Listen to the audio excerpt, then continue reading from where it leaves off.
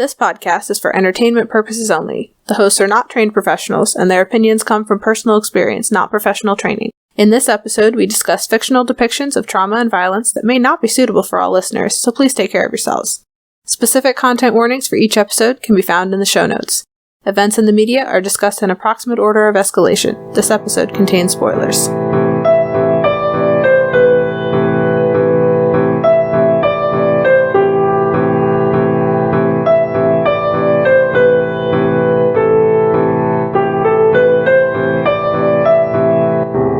In Lirael, the second installment of the Old Kingdom, Lirael is waiting for her Claire abilities to awaken while she grapples with being different from her relatives. Meanwhile, Prince Samuth is struggling with his own family's expectations and a growing realization that he does not want to deal with the dead. In this episode, we are following Lirael across both Lirael and Abortion. Hey everybody, welcome to Books That Burn. I'm Nicole.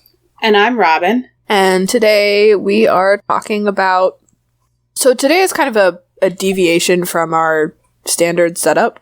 This series has 5 books, but 2 of them are really just halves of the same story, specifically Lirael and Abortion. They have essentially all the same characters, they're one continuous plotline, and within each character, there isn't really like a lot of variation or change from one book to the other, and so it was very difficult for us to kind of separate them out into 2 stories. And also, the 2 books kind of together have really 2 main characters. And so this week and next week, or this episode and next episode, we are going to be talking about both books, but from the perspective of each of our 2 main characters. So this episode we are starting with Lirael, and we're going to kind of get her 2 points of trauma. And then next episode, we'll talk about Sam. We've got Lirael, who is, we have Lirael, who's our main character. Then we have Sam and Elamir, who are Touchstone and Sabriel's children. We also have Touchstone and Sabriel. We have the disreputable dog. We have Mogget making a repeat appearance. We have the Claire, and a lot more detail on them this time. Then we have a new baddie named Uranus. We have Sam's friend Nick. Sam is from Ancelsteer. We have the Sutherling refugees. They are from somewhere not in Ancelsteer, but on the Ancelsteerian side of the wall. They're from a different country. And then we have Hedge, and we have Clore of the Mask. Hedge and Clore are both necromancers. All okay. Right. Our minor character spotlight. You ready for this? Go ahead. Our minor character spotlight. Okay, I didn't know if I was going to keep monologuing. Anyway. Just introduce him and then we'll... Okay. All right, so our minor character spotlight, our minor character is Mr. Cochrane, Sam's cricket coach. And yeah. So he's only really in... All of my knowledge about cricket is from these books, by the way. Oh. For the record. Full disclosure, all of my knowledge about cricket is from a combination of this books and then a Monster Factory episode or 2 episodes by the McElroy brothers. Yay! Where they play a video game based off of this game. Luckily, this is not an episode about cricket. Yeah, no, we are not discussing the sport here in any way, shape, or form. No. But Mr. Cochrane is Sam's coach. So they go on a bus. They're trying to go back to school. So they won the game. They started this emotional high. They won the game. They're like, yeah, we did it. Yeah, I think it's like the last game of the season, too. It's the last game of Sam's school career, and he's like, yes, we did it, and it's great. And then they get attacked. Well their bus driver is bribed and takes them close to the wall, and then they are attacked by dead hands. Yeah, well, the bus breaks down because they got close to the wall. Bus driver ditches. Yeah. And then the soldiers show up because they're not supposed to be near the wall. Mm-hmm. And poor Mr. Cochrane, because he's just like, nah, I'm in charge. You can't order me around. These are my kids, and I'm in charge of them. And then the perimeter soldier says, get them going now, sir, or I'll shoot you where you stand. Mr. Cochrane's day goes down from there. Very rapidly. I'm just going to run through kind of what happens to him, because it's kind of this, like, we talk about things in terms of order of escalation, and this story is just, like, it's just continually getting worse and worse and worse. It just ramps up for him in about, 20 pages or less? Yeah.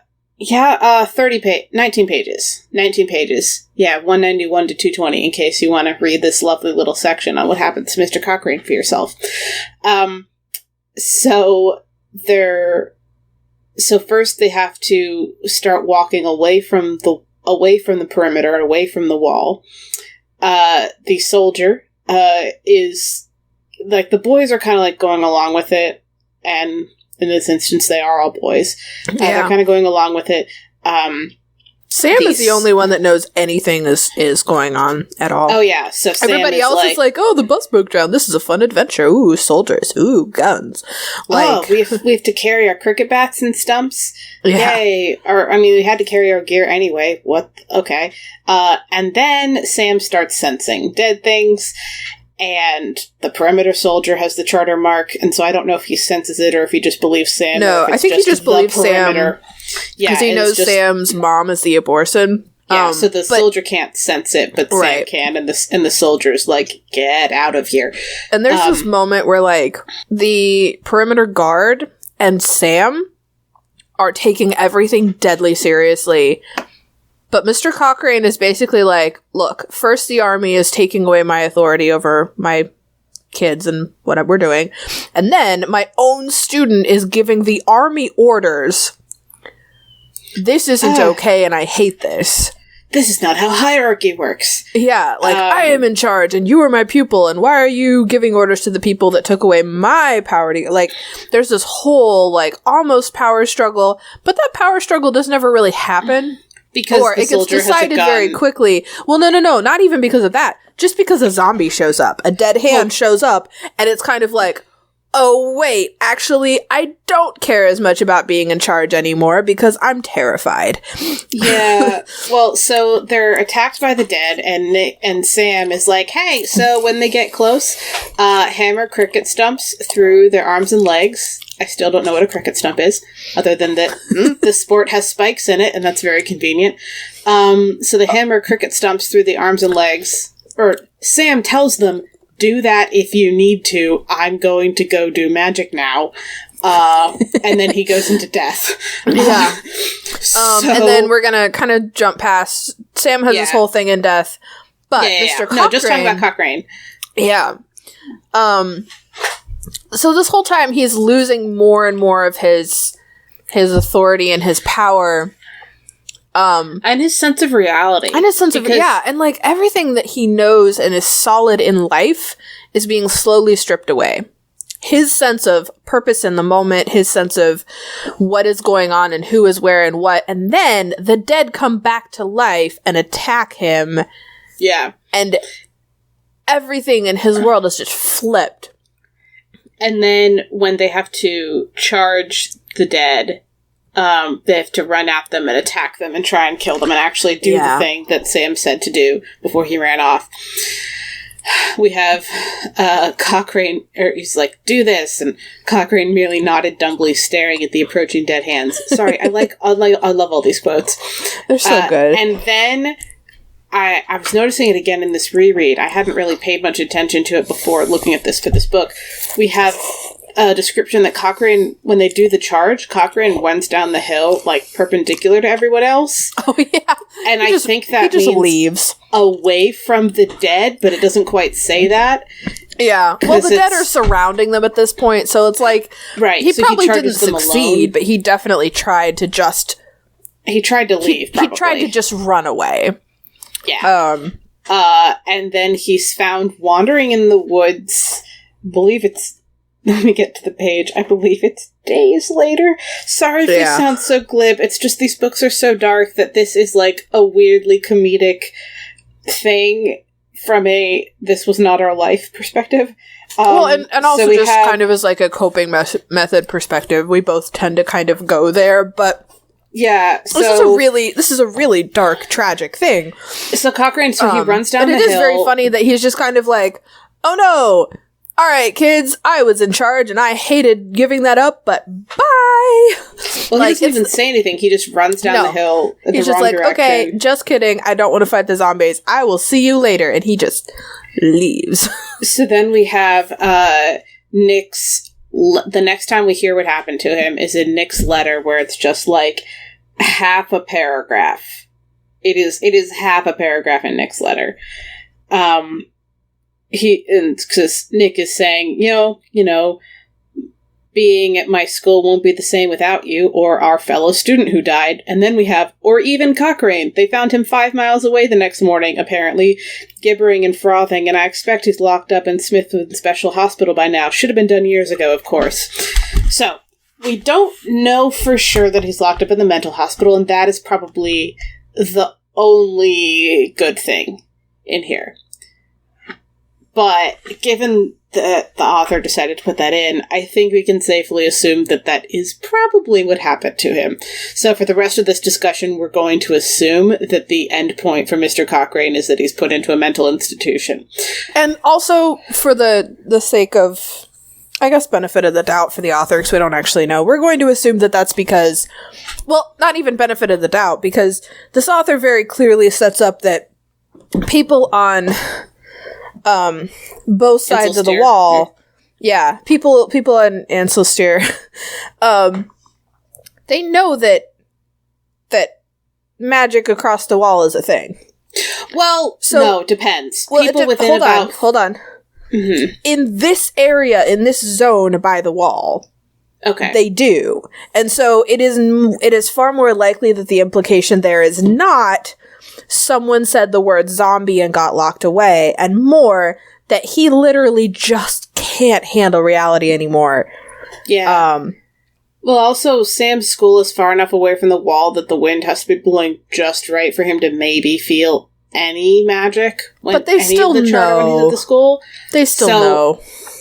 Yeah, but if Mr. Cochrane goes to a school that's at that very far away, and then maybe he doesn't, live near it. I'm just saying that he could easily, be from some other part of the country, not have worried about the weirdness going on 30 miles away. I thought you were saying, the place that found him. Yeah, no, that makes sense. No, I'm saying that there's no reason for Mr. Cochrane to have ever thought about magic a day in his life. Even with Nick, referring to Sam's charter mark as, a way to know that someone is of your particular religion. That made me laugh very hard. Yeah, so there is no reason to think that Mr. Cochrane had, because the school wasn't oh, Sam's a prince. He was just a rich kid at the school, probably, from Mr. Cochrane's perspective. So his whole world is just turned upside down. And he can't handle it. And this would have been a lot to handle. We're not saying we're not saying for not being able to handle it. No, but no.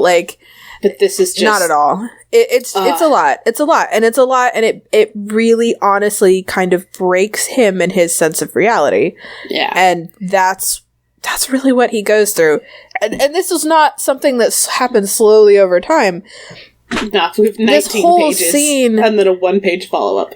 Yeah, this whole scene was probably less than an hour, honestly. Yeah. There's a lot of detailed description, but, this is not a long, drawn-out battle or anything. This was over and done very quickly.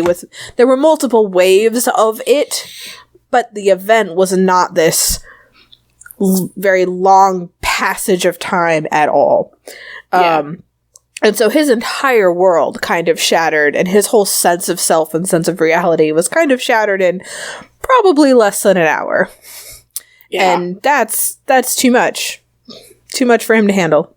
All right. So in this week's episode, we are talking about Lirael specifically, both the book and the character, and then a little bit in the Book of Borson, but, you know, mostly Lirael. So, first thing that we're talking about with Lirael is her... There's a moment in this book where she looks back into the past and looks back to see when her mom and dad met and when she was conceived, essentially. Yeah. She makes the choice not to continue the vision until the actual... Oh, yeah. No, she doesn't, like, actually watch them do anything, but she sees them talking and meeting and hears kind of who they are to each other. And this was pretty traumatic for her because it's not what she was expecting. To properly get the counterpoint, I want to first talk about, like, kind of what she thought it was going to be, and then what it turned out to be. Because I think that shift is pretty important, and it was funny when you're like, what even is there? What is it that you thought was missing? And I'm like, oh yeah, romantic. She thought it would be more romantic than it was, and you're like, oh yeah, that romance is not my thing. Yeah.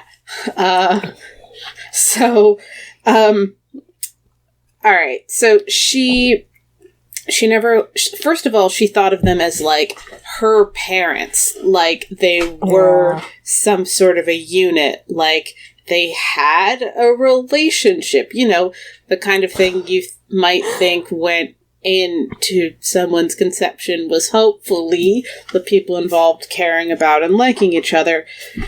And, so she... like, her mantra, and we're going to talk about the first, focusing more on the beginning of it, but her mantra every day is no mother, no father, no sight. And no sight we're going to leave behind for our next section. But on the no mother, no father, like, this question is, like, 2 parts of a thing she says to herself a lot, because, like, she wakes up and says this and then goes about her day. Yeah. And it sounds like she might say it to herself more often, but thankfully the author did not pile that upon us, because no mother, no father, no sight every 3 pages would have been pretty rough. Says, you know, it was like wearing a toothache with her tongue. It hurt, but she couldn't leave it alone. The wound was part of her now. So part of her conception of herself is that she does not have parents, and she lists them, like, separately, like, no mother, no father, because many of the Clare don't know who their fathers are recorded, but they don't play an active part in their lives in any way. They don't live at the glacier, so it would have been perfectly normal for her to have mother and absent father. But not knowing the parentage at all, not having that sense of identity, and then also not having her mother there, and having her have just died when Lirael was... Oh yeah, she died when Lirael was 4, and they found out via, like, a messenger... Or via some message that was sent saying that she had died. So she knows who her mother is, and that she died, but not why she just dropped Lirael off at the glacier and then left again. Is there anything else you wanted to say with this setup? Because I'm fine mainly being the one to talk about this section, because for me, I really felt like the setup and then the turn, and I don't know if you felt that as much. I mean, it really is a kind of a gut punch. Yeah. She very much, like, there's this expectation, there's this thought that, like, well, and I don't know. we I are don't know my parents, but at least they had this story. What's that right? story? Like, I didn't have them, but at least they had each other. Mm-hmm. It's kind of one of those. And then she finds out that actually, her parents had each other for literally like a few hours. Yeah. Her mom had a vision that she was going to exist and went out and found the father. Yeah. And that was it. Then she was done. And it is less romantic than I slept with this person because the app told me to. It is. Yeah. It was less than that. It was like, you need to exist, therefore. Yeah. And that was a lot. And it really hit really hard to kind of the only piece of an identity, really, that she had clung to at all. Mm-hmm. And fortunately, by this point in the book, she had more things to kind of hold on to, but like, imagine if she had gotten this revelation or seen this vision when that was still her when mantra. She had nothing else. That would have been it. Yeah. But yeah. So she spends her whole life thinking and like trying to figure out like how her parents got together, and then it turns out not only was it just one night, but it was her mother traveling. The way it was put was, to sleep with someone old enough to be my father. That's paraphrasing. I haven't looked at the exact quote. And so we should mention at this point that Lirael is Sabriel's half-sister, and that the person that her mother slept with was Sabriel's father, like, in the year that he died. Mm-hmm. Possibly in the month that he died. But definitely within the year. By it happening in this way, Lirael doesn't get her parents' story, and when she does, it is disappointing. And she also... Alright, this is going to lead a little bit into the next thing, so I'll leave it for our next topic, but I do want to pick up the thread of her feeling alone while surrounded by family, and then not knowing about the family that could actually relate to her until much later. I do want to pick up that thread, but we can go ahead and move on to the next section. So, piggybacking off of our last topic, because these two are pretty entwined, so Lirael really, really, really, really, really just felt alone and abandoned and ostracized. And the important thing here is that this was not, or an important thing, I think, is that this was not done to her deliberately. She was very much, even in like, when she's living with the Claire, who are quite literally all her family, to some relativistic degree or another. I mean, even she meets Philris, who's like her great-grandmother or something. Yeah, like they're literally, and they're all family. They're all family the same way that like the King and the Aborson and the Claire are all related at some level, but like it's not to the point of incest. Right. But it is very much a giant 100,000 clan group that are all a family giant clan group. And the Claire don't even really realize or understand that she doesn't feel like she's a part of them, because to her, or to them, she is. She's just part of the family.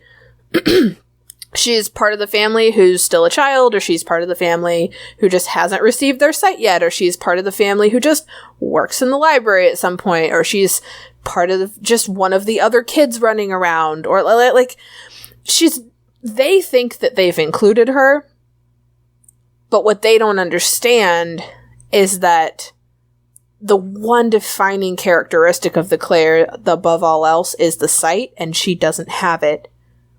And the passage into adulthood is organized around the sight. Yeah. And so they're like, we don't care about age. Right. We care about when you get the sight. And she's like, right. You don't care about my age? You don't care that I still don't have the sight? Yeah. Yeah. And then it doesn't help that we are explicitly told. So the Claire have a very distinctive look, and so do the Abortions. The Claire are brown-skinned with, I think, blue gold eyes hair and blonde hair. Definitely blonde hair. I think the eyes. It might have been light eyes, like might have been light eyes, yeah, like blue, gray, green. Yeah, blue, gray, green, that sort of a thing. But the abortions are pale, almost deathly pale. Haha. They're pale, and then they're more pale and they're the first time they go into death. They're black-haired and dark brown eyes. So when you think like coloration-wise, that is a striking opposite. And probably because of her kind of abortion inheritance, as far as like the charters are concerned, Lirael does not look like a Claire. She looks like an abortion. But no one ever says to her, "Hey, you look like this other part of our family." No. Well, and the Claire don't even know that. They don't even know that that's part of her heritage for a good chunk of the beginning of this book. And so she's just this deathly pale, black-haired, dark-eyed child in a sea of dark brown skin, blonde-haired, light-eyed family. Mm-hmm. And so there's this very striking, like, she looks at herself figuratively and literally and says, I am not part of them, and they don't care. Yeah. And so bringing this to kind of our topic here, she actually gets, for a good portion of her childhood, a good 5 at least years, and we kind of get the impression, even from, like, the beginning of the book when she's 14, that this is not the beginning of this. It's just the first time when we see it in her where she is very definitely suicidal. In the book itself, she has at least one explicitly told suicide attempt. She doesn't get as far as, like, carrying anything out, but she was planning and going, and it was going to happen. And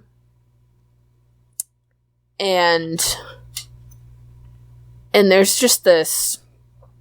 The thing that really drives her to it is that loneliness, that separation, that feeling of, like, I can't even be a real Claire, I can't even be a proper Claire, and that's all I have, that's all I am, and if I can't even be this thing that I am, then I might as well stop existing. It's not worth it anymore. I found the age gap. So it says she'd have to sit at a table with girls 3 or even 4 years younger. So basically it sounds like 9 or 10 is the most common age to get the sight. Yeah, so she like was 10 14. with some people at 9. She's 14, surrounded by 9-year-olds in the same clothing as them, eating the same food, following their rules, watching the grown-ups that are 11 and 12 off with everybody else. Yeah. And being a teen stuck at the kids' table is a very weird feeling, even without all the rest of that other baggage. Yeah. But she has that on, like, a massive daily scale and not, like, just once a year at holidays or something. Right. And it is so bad that she... we see, like, even in the beginning of the book, there's examples of her, and it's narrated this way, too. It's not just shown, it's told as well. She doesn't even eat with family. She goes down and eats with the people that come to visit. Oh, yeah. Because then they won't look at her and see that she's different. Because everyone's different. And she eats in her rooms instead of with the group. I feel like since we brought that up, it is important to discuss how on this day, this 14th birthday day where she goes down and eats with the visitors, a visitor offers to show her around because he thinks it's her first time at the glacier and asks if her parents trade there a lot. Yep, because she is a little child, and he also doesn't think of her as a Claire because she doesn't look like it.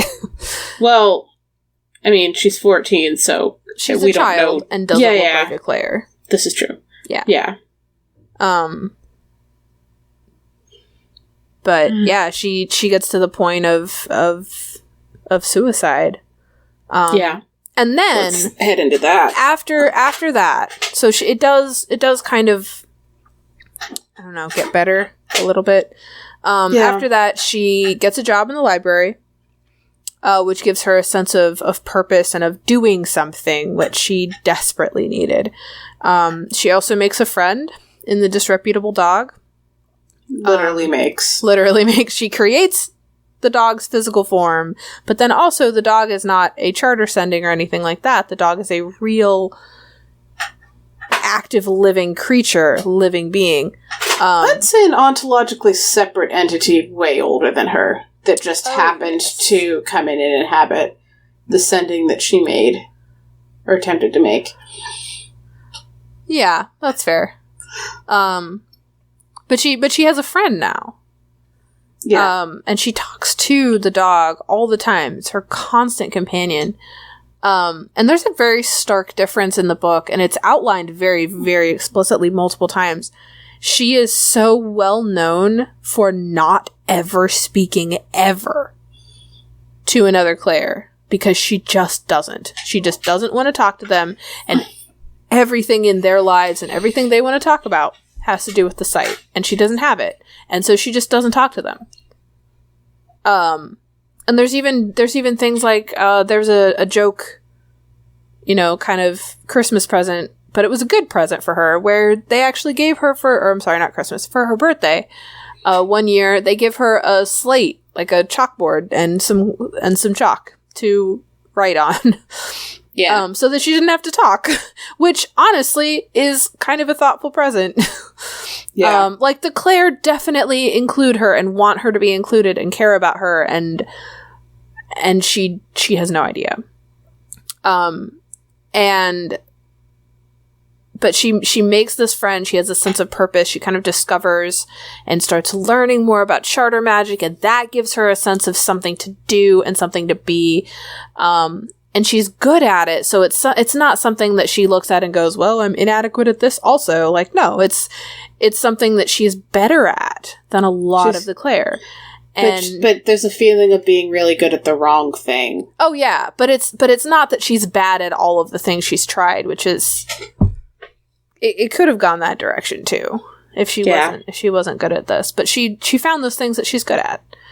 And but then through all of that, in the book, they very specifically mentioned the fact that, I haven't even thought about suicide in a couple of months now, or a couple of years, or this is getting less frequent. Like, it didn't go away. Yeah, and I don't know if it's just not everything she has anymore. I don't know if we specifically, talked about why we're doing all this framing. The reason we're doing all this framing is because she has consistent suicidal ideation, to the point where when she was 14, after that visitor thinks that she isn't even a Claire, she goes up onto the ice on this outside place and wants to kill herself. And then accidentally gets locked outside and gets panicked and realizes that, oh no, I'm gonna die. Because, she wanted to not exist, but I don't know if she wanted to die right then. Because death, in a universe where death is literally not the end if there's a necromancer around, she definitely didn't want to exist, but she hadn't thought about the implications until she was out on the ice. It's really not funny, but I definitely laughed. Because there's this I'm gonna die, this is my plan, I'm just gonna go out there and I'm not gonna exist and it's gonna be great, and then the door locks and she goes, oh no, that thing that I'm planning for might happen. And then she also has kind of this, I say romantic in terms of, colorful, she's picturesque idea. It. Yeah, she's romanticizing the idea of her dying because she's like, oh, I'll be covered in snow. I'll look like I'm in the white robes of the Claire, and it won't be until I'll look like one of the Claire for the last time if my body is all covered in snow and they have to unfreeze me in order to figure out who I am. Which feels very 14. Oh my god. Unfortunately. Worried about the aesthetic of dying. There's also some implications later, too, that, maybe part of what influenced her to be more in the suicidal route instead of the, say, running away route, or the self-harming route is really her death sense, because she can always sense death. And so it's kind of in her head, and she doesn't actually know that that's what that is yet. And so it actually kind of makes sense from a narrative perspective that that would be the route that she would go, because it's right there, and it's always there, and she can always sense it, and she's always aware of it, and it's right there, and what if I could just do that? And like, and I personally think that that's a really smart narrative choice, because it does kind of foreshadow a little bit the fact that she is the abortion, and that's the line in her blood that is going to kind of be in charge. Yeah. And I don't know. It's very dark. It's very sad. It's very, I mean, you know, not fun to live through, but narratively, I think it makes sense. I also think it's important that it wasn't like, oh, getting the dog and being in the library didn't magically fix everything. No. I think narratively it's important in terms of like the message. It's important both that she doesn't kill herself and that she doesn't stop feeling suicidal. Not like we want the character to suffer longer, but if it had been the other way, if it had been as soon as she has this job, she's no longer worries about this at all, ever, it would feel like it wasn't... It'd feel disingenuous. Yeah, it feels like not helpful and weird and distant. But this doesn't, because... I feel like I'm ready for the wrap-up. But because... yeah, because it doesn't magically fix it. It literally doesn't magically fix it. Yeah. And it gets better, but it's not gone. And so as she starts to accept that she's never going to have this, and she gets past the age where she could hope for it, because she gets past the age that Rael and her twin, trying to remember, anyway, trying to get past Sanar and Rael, getting past the age that Sanar and Rael were when they got the site, which I believe was 16. As she gets, that gives her hope for a couple more years that she might get it when she's like 16, and then she doesn't, but she's starting to accept it a little. Yeah, it's a lot of times easier, and this is definitely true in this book with this character.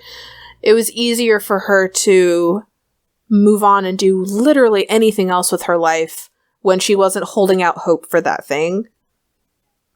Like the hope, and then watching that hope not come to fruition was not, she was not dealing well with that. But then once she was past that, and it was like, oh, well, I can do this other thing, and I'm not worthless, and also I'm no longer waiting for that thing every day forever.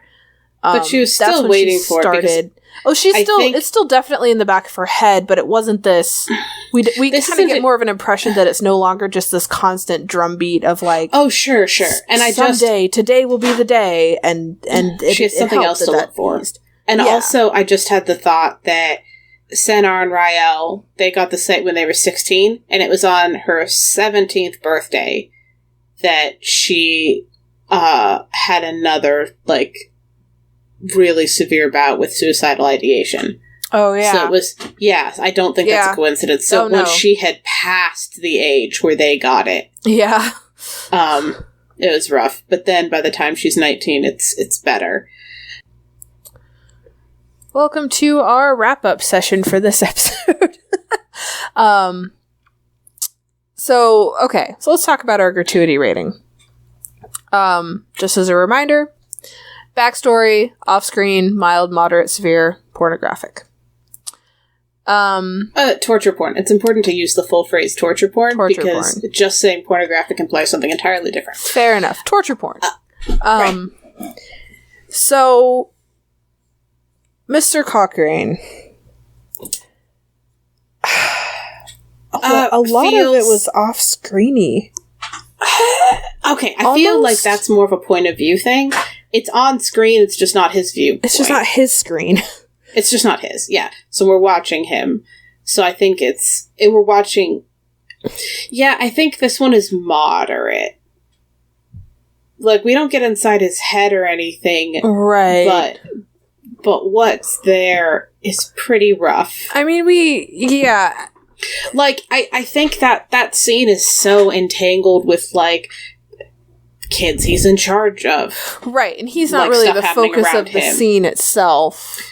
Right, but the scene that he is in is somewhere between moderate and severe. I think moderate because there's no gore, there's, like...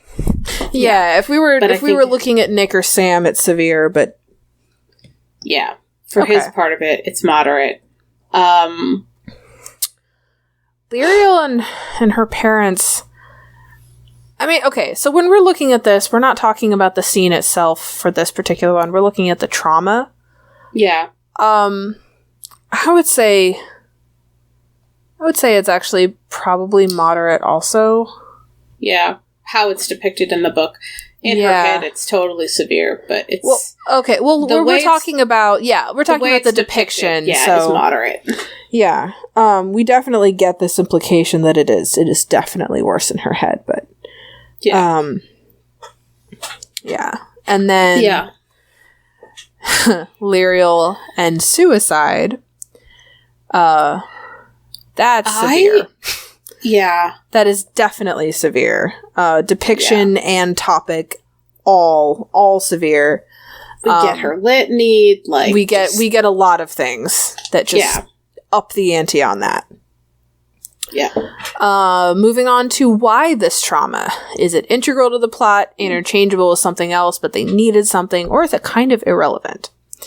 Mr. Cochrane, it is interchangeable. Didn't have to be him. Didn't have to be exactly that way. I honestly feel like it's irrelevant. Irrelevant? Mr. Cochrane himself? Oh, that's true. Because we could kill that character, figuratively, literally. Could just remove him from the story, just cut him out, and nothing changes. He could have run away. He is purely background. He could have just never been named, and it would have been fine. He could have been the bribed bus driver, and they didn't have a coach, and he runs away. Yeah, like he rode the bus and couldn't handle it. Like, yep, it could have been any of that. Yeah, he literally didn't even have to be there.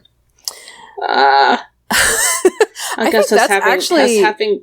Yeah, that's our first irrelevant. That's our first only irrelevant. We've had a couple that were interchangeable or irrelevant, depending on your argument, but yeah. You're right, he's totally irrelevant. It's doesn't even text.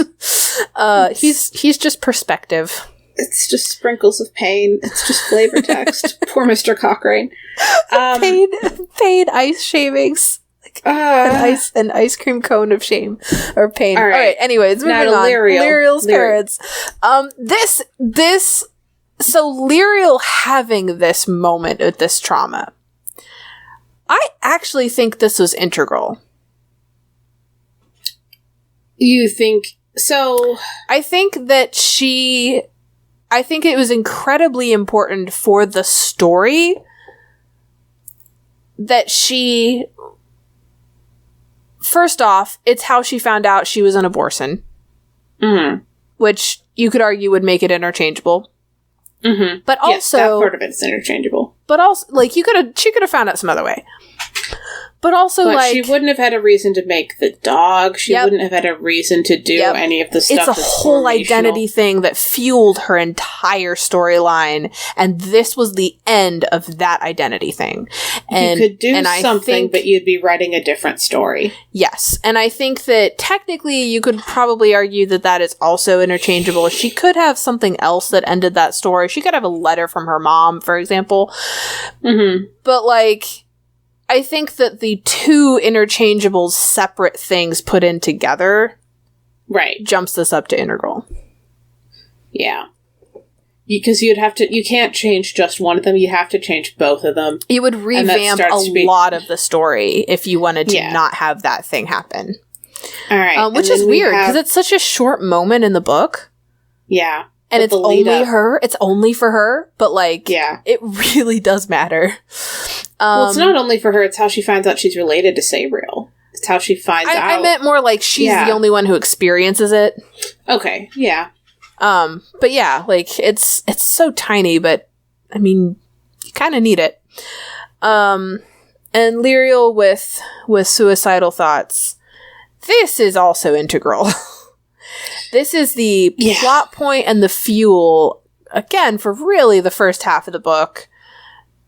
It fuels everything, because if she hadn't had these moments, she wouldn't even have been given her job as a librarian. She wouldn't have practiced charter magic. She wouldn't have made the dog. It fuels the rest of the story. And it also does a lot of foreshadowing. There's a lot of things. Counterpoint, go. I have a counterpoint. Okay, so we have, in canon, an example of what it could have been interchanged with. We do? We literally have what it could have been interchanged with. Because the Claire erase her memory of exactly what happened and give her a false memory of what happened. And if that had been what actually happened... If that had been what actually happened, then she wouldn't have had the opportunities that came from that moment. They erased her memory... But if they had, like, if she had just been, like, out, I guess outside, because if she had just been outside, is already the ideation, right. If she had just been outside, they would have just told her to go back inside. Instead, she was struggling with all these things, and so they gave her the library job. Yeah. That would not have happened otherwise, because she would have just been still a child. Right. Okay. I just wanted to try and see if it really was interchangeable, since we get her. Nope. She thinks literally that something different happened. So, Yeah.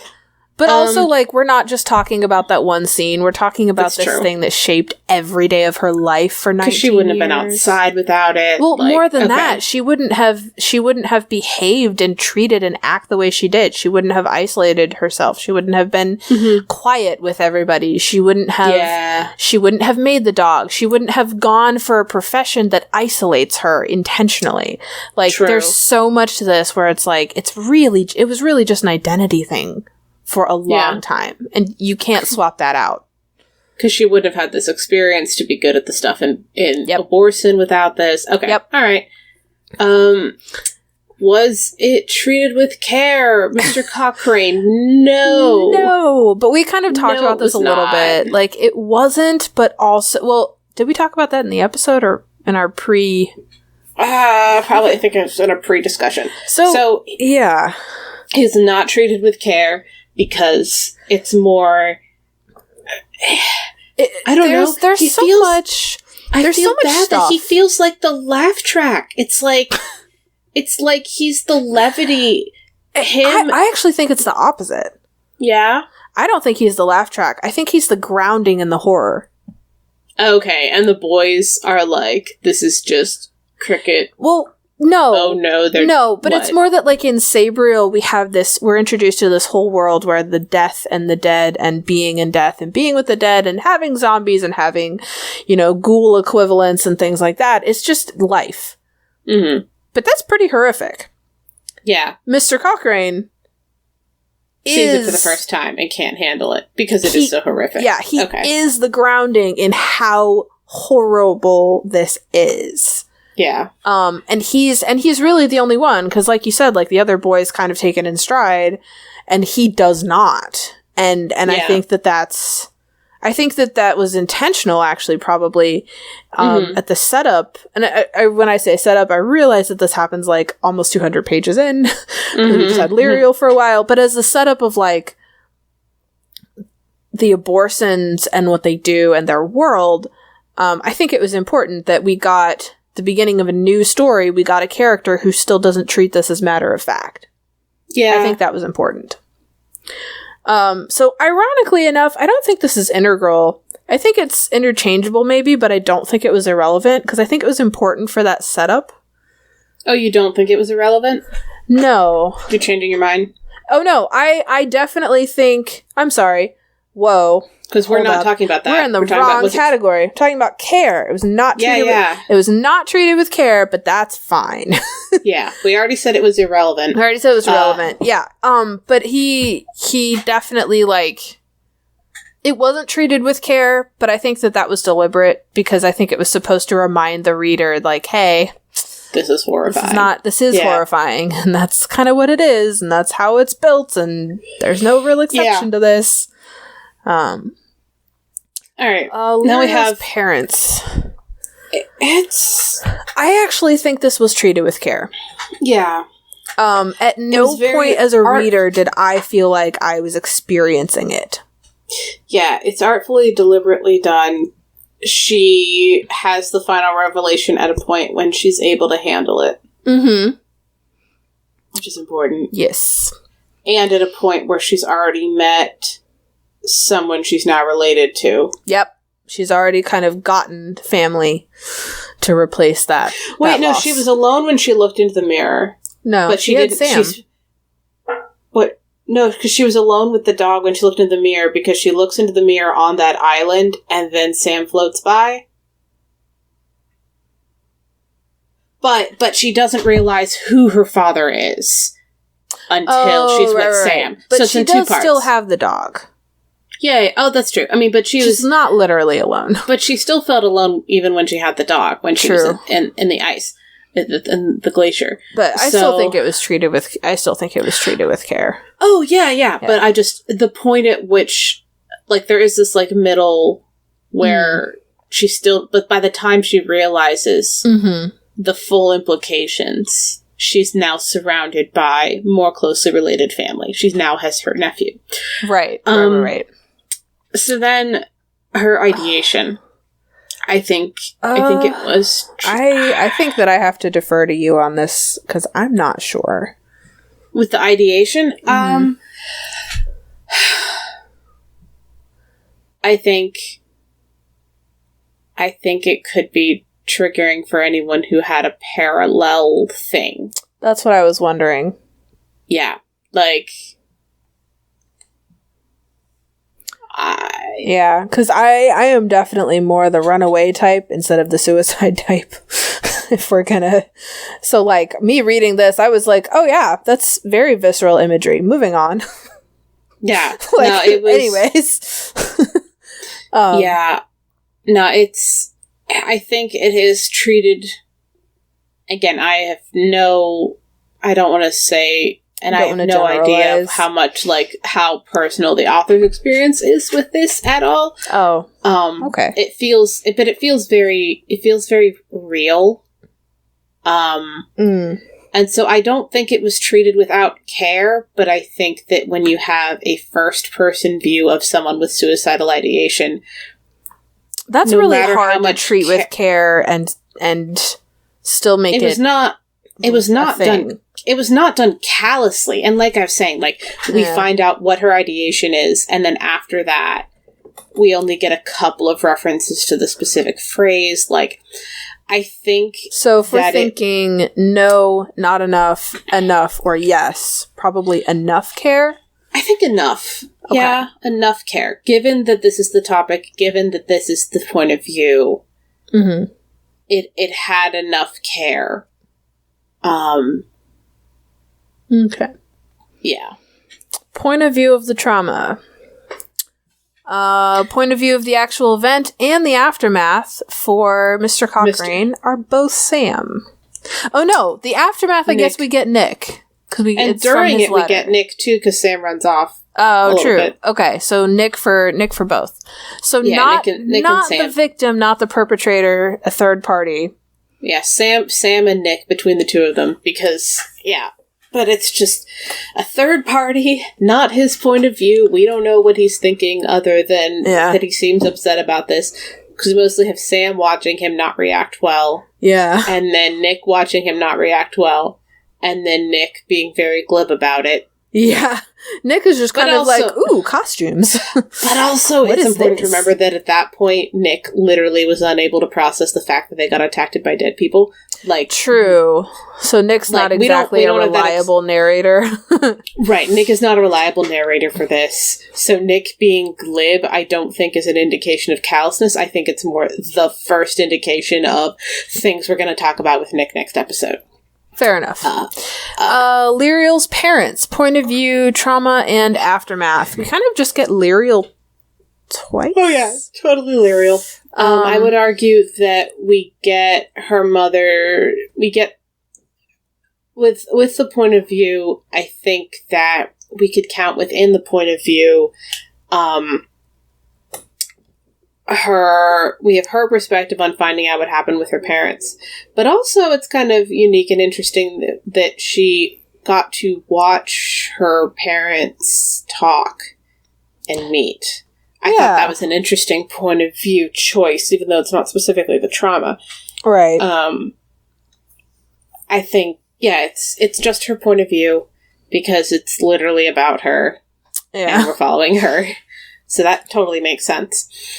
And same with her suicidal thoughts. Yeah. Basically, we never get anyone else's perspective on her ideation. Nope. Because they can't hear it. And we get a lot of her thinking about how they don't care enough or aren't attentive enough. Yeah. But we don't really get them. The closest we get is Philris saying that she should have checked in on her earlier. Mm-hmm. Which isn't quite the same thing. Yep. All right. Ready for the writer tip? Yeah. So, aspiring writer tip. I don't know. I think even though this is a hard one. We classed Cochrane as irrelevant. That doesn't mean that he should have been cut. No. But just plot-wise. Plot-wise. He didn't have to be there, but I think it was good to include him. And for my aspiring writer tip, I would say, especially partway through, having something that reminds us just how crazy this all is, without it being someone saying, this is crazy, right? Because like there's so many more ways to do it than have a character be like, what is going on, guys? Like, right. There's, I think the combination of Nick literally being unable to understand what is going on, which we'll talk about more next book, and Cochrane, or next episode, and Cochrane, as he gets it, it's worse and worse and worse because this is terrible. This would be awful. This would be so bad to stumble upon if it wasn't already part of your life. And I think having that fresh perspective of someone coming in, not understanding, but not being... Not being disbelieving, just...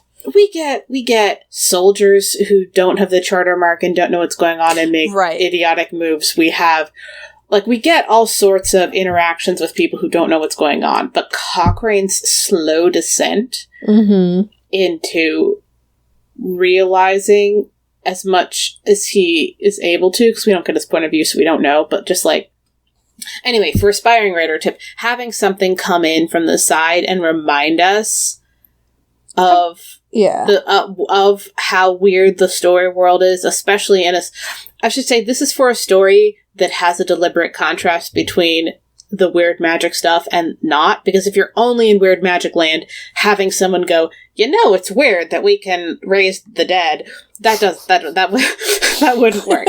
But since we have a world where you can and a world where you can't, someone from the world where you can't being like, oh my goodness, why, what, in a smart way, it works. And I liked that.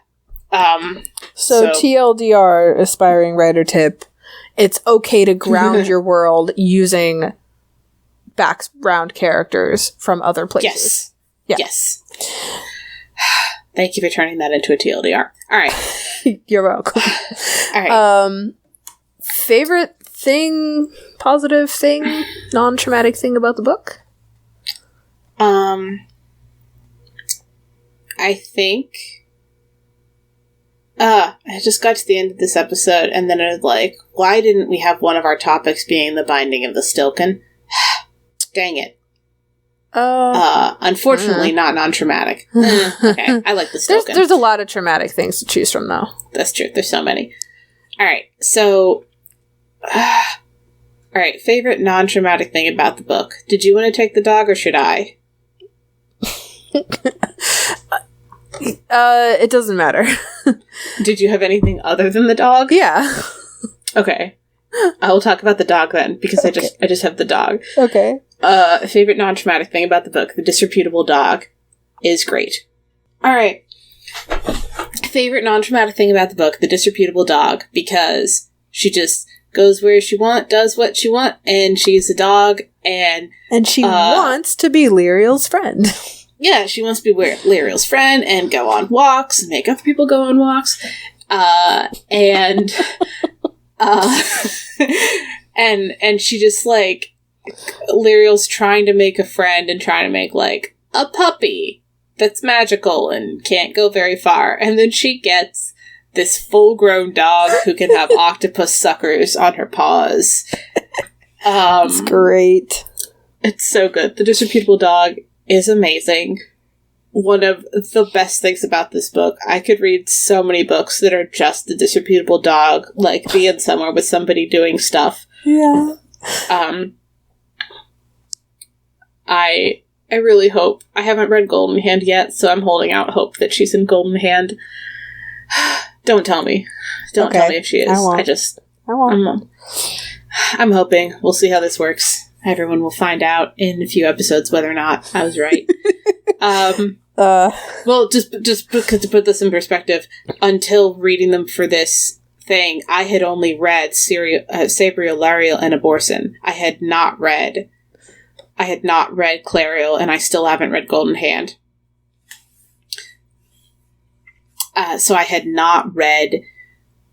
I had only read Sabriel, Lirael, and Abortion. I had not read Clariel. I still haven't read Golden Hand. So I'm getting to discover that there are more books in this series after years and years of just rereading this trilogy, like, once or twice a year. No more far apart than every 2 years. I love this series. And the dog is awesome. So it's like, I read Sabriel, I like Sabriel, and then I read Lirael, and the dog is amazing, and then I read Abortion, and the dog is still amazing. So, anyway, I have high hopes for Golden Hand. I love the dog. Love the disreputable dog. So, my favorite non-traumatic thing in this book is... Honestly, I really like the little bit that we see of... And this kind of goes into... I like... the way the Claire are described in general. Yeah. I like their social structure. I like the way that they take care of each other. I like there's even like subtle, like, hey, not everybody here is straight. Yeah. And they just, everything is treated... where? Oh. I don't know it off the top of my head. Where? There's okay, I'll find it for you later. Okay. I'll put it in the episode description so that you guys don't listen to 5 minutes of me rifling through pages. So if you're looking for that, I'll put a chapter and like page thing to look for in the episode description. But yeah, there's just, but it's not like hinting. It's like, nope, this is definitely a thing. But they're positive and they're supportive of each other, and they're always described as like they have their things that they care about and their own, hopes and dreams and goals. And Lirael kind of sees them as like all about the site, but we as a reader definitely get more than that. And I don't know. It's very, very rare to have in real life or in a book a description of a clan, so to speak, that all lives together and works together, and without it being a negative thing or a traumatic thing or a culty thing. It's just, I like it. I think it's cool. All music used in this podcast was created by me as HeartBeatArt Co. and is used with permission. You can follow us on Twitter at BooksThatBurn, all one word. Email us with questions, comments, or book recommendations at booksthatburn@yahoo.com. Support us on patreon.com/booksthatburn. All patrons get access to our upcoming book list and receive a one-time shout-out. Leave us an iTunes review. This really helps people to find the show. And find us on iTunes, Stitcher, Google Play, or wherever you get your podcasts. Thanks for listening. The next